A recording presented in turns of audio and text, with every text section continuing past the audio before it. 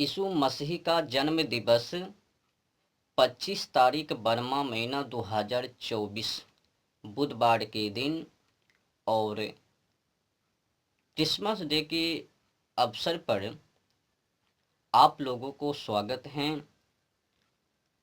आज मैं आप लोगों को ईसाई वामपंथी से जुड़ी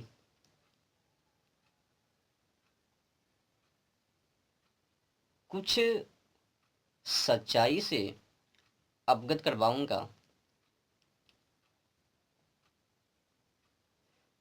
क्रिसमस डे मनाना या नहीं मनाना, ये तो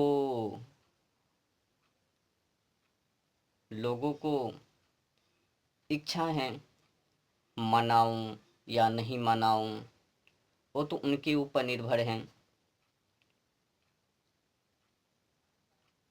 पर सच्चाई को ना जानकर अज्ञानता पूर्वक मनाना महामूर्खता है। अब यीशु मसीह का जन्म दिवस टिपन उनके अवसर पर तमाम सारे लोग क्रिसमस डे मनावे,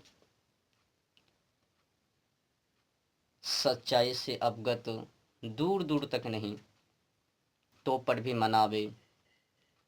कई लोग तो टिप्पण टिप्पणी करते रहते हैं कि मैं मनाऊं या नहीं मनाऊं, कैसा है क्रिसमस डे, क्यों मनाते हैं, हम भी मनाएंगे। हिंदू भी अपने बाल बच्चों को जोकर बनाकर सोशल मीडिया पर डालते हैं। जोकर बनाकर बाल बच्चों की बात छोड़ ही दो, यहाँ तक कि भगवान श्री कृष्ण जी को भी जोकर बना डालते हैं।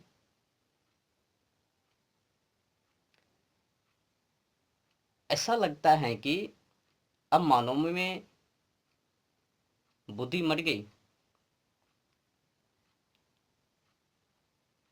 सबसे बेहतर यही होवे कि उस दिन तुलसी पूजा कर लेवे, पीपल पूजा कर लेवे, बरगद पूजा कर लेवे, जिससे कि ये जीवन सही समालत से चल रही है। उन्हीं का पूजा क्यों नहीं, पीपर की पूजा कर लेवे, तुलसी की पूजा कर लेवे, बरगद की पूजा कर लेवे, या फिर किसी भी वृक्ष का पूजा कर लेवे। वो तो जीवन दाता है ना, पीपल, तुलसी, बरगद, जो भी इत्यादि इत्यादि पेड़ पौधा। पर क्रिसमस डे क्यों, उनका जन्म दिवस टिपन क्यों?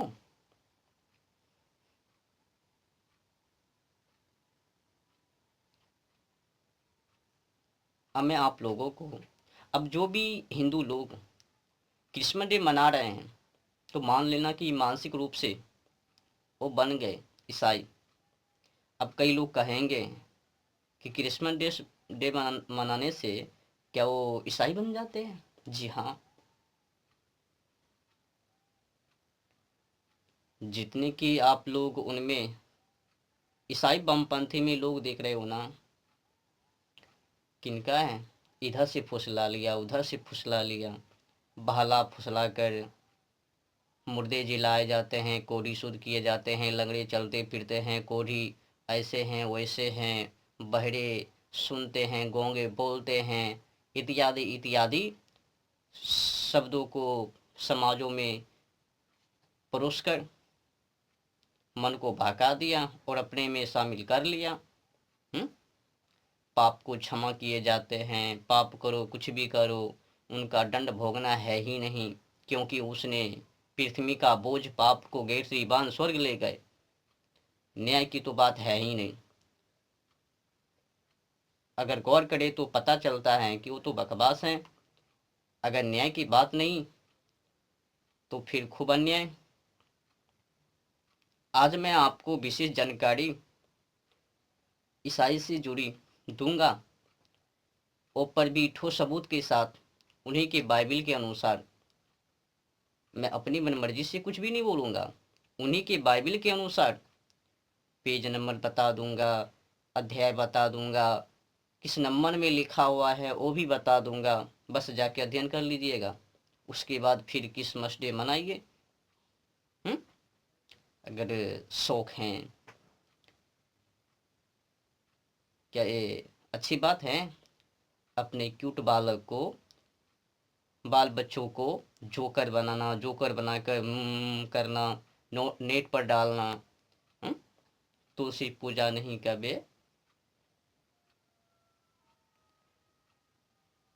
आज मैं आपको उनकी पोल खुल्लम खुल्ली बाइबल के अनुसार, तो शुरू हो जाइए। जैसे कि मैंने कहा ना, एक बात और, उसके एक उपदेश हैं, बयान हैं, उल्लेख हैं। 5 रोटी 2 मछलियाँ, 5 रोटी 2 निर्दोष मछलियाँ से 5000 लोगों की तृप्ति। कहीं कहीं पर 4000 है, कहीं कहीं पर 5000 हैं।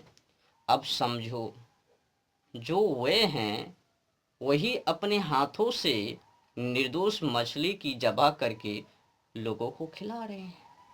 क्या आपको लगता है कि भगवान की नज़र में कोई नीच ऊंच है? ऐसे तो भगवान की नज़र में सभी जीव प्राणी एक समान होनी चाहिए। जीव हो, जंतु हो, पशु हो, पक्षी हो।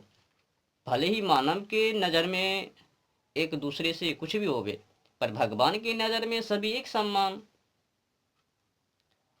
अब वो जो ईसाई लोग हैं ना, वो तथ्य पे बात नहीं करेंगे, सबूत के ऊपर नहीं बात करेंगे। वो भगवान हैं, कुछ भी कर सकते हैं, मुर्दा जिला सकते हैं, मरे हुए लाजर को कब्र से वापस बुला सकते हैं, कुछ भी बकवास बकठोटी अठो सबूत के साथ नहीं बोलेंगे ना। आज मैं आपको उन्हीं के बाइबल के अनुसार ठोस सबूत भी दूंगा, प्रमाणित भी करके दिखाऊंगा।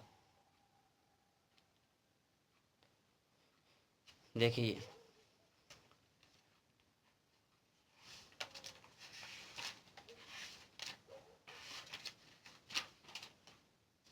पेज 112 लूका, पेज 112 लूका नंबर की बात किया जाए तो 17, 18 और 19। इस पर यीशु ने कहा, क्या 10 शुद्ध ना हुए तो फिर कोई 9 कहाँ है? फिर 18 नंबर में कह रहे हैं, क्या इस परदेसी को छोड़ कोई और ना निकला जो परमेश्वर की बड़ाई करता? समझ लिया, वो अपनी बड़ाई के लिए खुद ही अपने ही मुखों से गुणगान कर रहे हैं। तब उसने उससे कहा कि उठकर चला जा, तेरे विश्वास ने तुझे चंगा किया है। 10 थी, उसमें एक आई, 9 चले गई। अब वो कह रही, कोई तो निकलता कि मेरे को बड़ाई करता, पर ऐसा नहीं। तो फिर उसने कहा कि जा, उठ के चला जा, तेरे विश्वास ने तुम्हें चंगा किया। समझ लिया? लूका पेज नंबर 112 नंबर 17, 18, 19। अब आगे बढ़ते हैं। मैं अपनी मुखबानी से, मैं अपनी मनमर्जी से नहीं बोल रहा हूँ, उन्हीं के बाइबल। और फिर पेज नंबर 147 यूहन्ना नंबर की बात किया जाए तो 33। यहूदियों ने उसको उत्तर दिया कि भले काम के लिए हम तुझे पत्थरवाह नहीं करते, परंतु परमेश्वर की निंदा के कारण, और इसीलिए कि तू मनुष्य होकर अपने आप को परमेश्वर बनाता है। समझ लियो? तो यहूदियों से उनका मिलाप और दुश्मनी चलता, उनसे दोस्ती नहीं कर पाता। यहूदियों की बस्ती में जब भी यीशु जाता तो उनके ऊपर पथराव, पता नहीं क्या क्या चलता। तो ये बीमारी है। फिर आगे चलते हैं।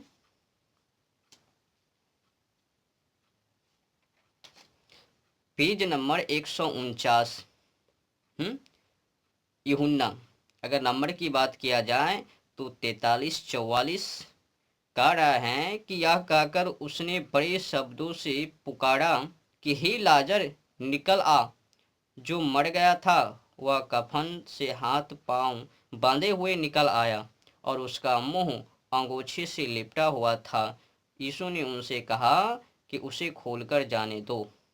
मरे हुए लाजर को कब्र से जिंदा कर लिया। बताओ ये बकठोटी है या नहीं है।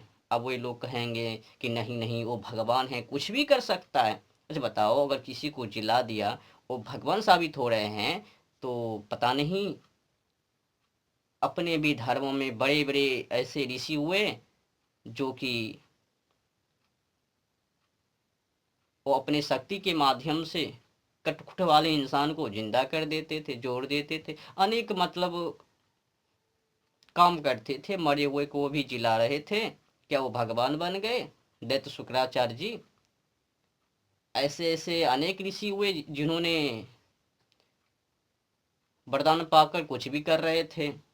उसने तो भगवान नहीं बना और ये मुर्दे जिलाए, कोढ़ी शुद्ध किए, लंगड़े चलते फिरते, अंधे देख रहे हैं, बहरे सुन रहे हैं, गूंगे बोल रहे हैं, बन गए। झाड़ फूक कर रहे हैं इस गांव में उस गांव में उस गांव में जा जा के, और ये भी प्रचार कर रहे हैं मैं तुम्हारी पापों को क्षमा करने के लिए आया हूँ, मैं तुम्हें पवित्र करने के लिए। लक्षण क्या है, गुण क्या है, स्वभाव क्या है? निर्दोष जानवर पंछी को तंग करना, उनको मांस के रूप में भक्षण करना। स्वभाव से जल्लाद, कर्म से भी जल्लाद, गुण से भी जल्लाद। तो कुल मिलाकर समझ लो, खुद ही टिपना टिपन कर लो। अब आगे देखिए,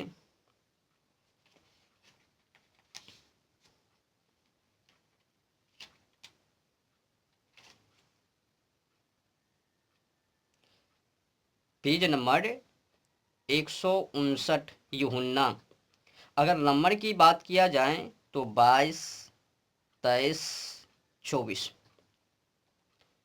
जब उसने यह कहा तो प्यादों में से एक ने जो पास खड़ा था यीशु को थप्पड़ मारकर कहा, क्या तू महायाजक को इस प्रकार उत्तर देता है? तो नंबर 23 में कहते हैं, यीशु ने उसे उत्तर दिया, यदि मैंने बुरा कहा तो उस बुराई पर गवाही दे, परंतु यदि भला कहा तो मुझे क्यों मारता है? 24 में कह रहे हैं कि हन्ना ने उसे बांधे हुए काइफा महायाजक के पास भेज दिया। अब उनके ऊपर थप्पड़ भी चल रहे हैं, समझ लो। अब मज़ेदार वीडियो है, पेज नंबर 162। यूहन्ना, अगर नंबर की बात किया जाए तो 31, 32, 33, 34। इसमें कह रहा है कि और इसलिए कि वह तैयारी का दिन था, यहूदियों ने पिलातुस से विनती कि उनकी टांगें तोड़ दी जाए और वे उतारे जाएं, ताकि के दिन वह क्रूसों पर ना रहे, क्योंकि वह दिन बड़ा दिन था। सो सिपाहियों ने आकर पहले ही टांगे तोड़ दी, टांगे पहले ही तोड़ी। तब दूसरे को भी जो उसके साथ क्रूसों पर चढ़ाए गए थे।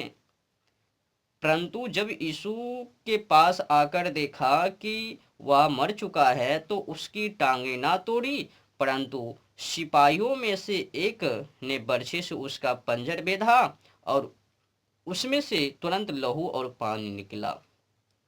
अब जो यीशु एक दूसरे की समस्याओं का समाधान कर रहे थे, पापों से मुक्त कर रहे थे, वो खुद ही पापों से बांध गए। समझ रहे हो ना? तो